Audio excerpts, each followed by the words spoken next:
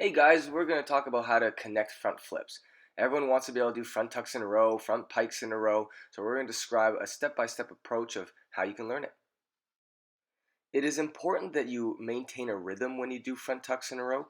It's not simply going straight up and straight back down and trying to stay in the same spot. You want to travel forward about a couple feet each one, no more than about maybe 4 feet, depending on how high you're going, but forward travel is mandatory if you want to make it smooth and simple.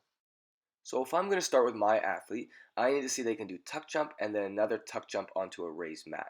If they can't do it onto a raised mat, they're not going to have enough power to even get the second flip around. So this is starting step. Quickly you'll build it up to a front roll, dive roll, and then a front tuck landing on your feet. If the athlete cannot do a front tuck onto this mat, they shouldn't be doing front tuck in a row. They should be going back and fixing up that first front tuck to make sure they have enough power to connect it into another skill. Most athletes will start to slouch and relax as they start connecting front flips, and you can see the first one would be really high, but then it just gets lower and lower and lower to the point where they can't make it anymore. Your athletes should be thinking that they're gaining height from the first front tuck to the second, and then the third one will be even higher, then the fourth one even higher yet. The whole idea is that you're gaining height, not just going lower and lower until you can't make it. And you can see that at this point, the athlete's really comfortable connecting that front flip into some kind of flip. You want them on a raised mat, A, for safety, B, to force them to have a visual that says, hey, you got to go up. By doing both of these things, they're just going to get the numbers done, and by the time they're ready, they'll be landing easily standing up.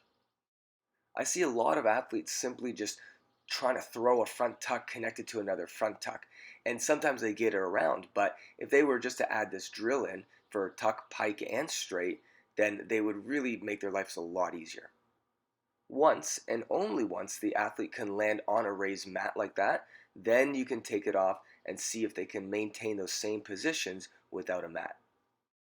Even if you've done a lot of progressions with the big block, you still are going to want to make sure that you don't completely forget about it.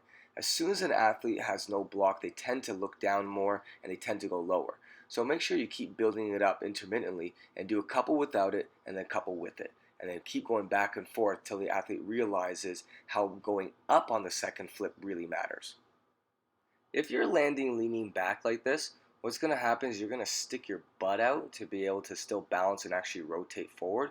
But again, that will take away your rhythm going forward, so you'll stay in the same spot. Try to eliminate this as much as possible. You simply want nice even spacing for every single front flip, front pike, Barani, whatever it is should move forward because your momentum's already going forward. Landing forward like this is pretty good, hopefully a little bit tighter arms, but you don't want to be sticking your butt back or leaning too far forward because then you're going to really overshoot it and lose height. If you simply just build up the mats and have the athletes play with their distances and trying to get back onto the mat, then you'll learn it pretty quick. Coaches, you may want to stand by for the first few. Getting the balance on top of that mat can be a little tricky.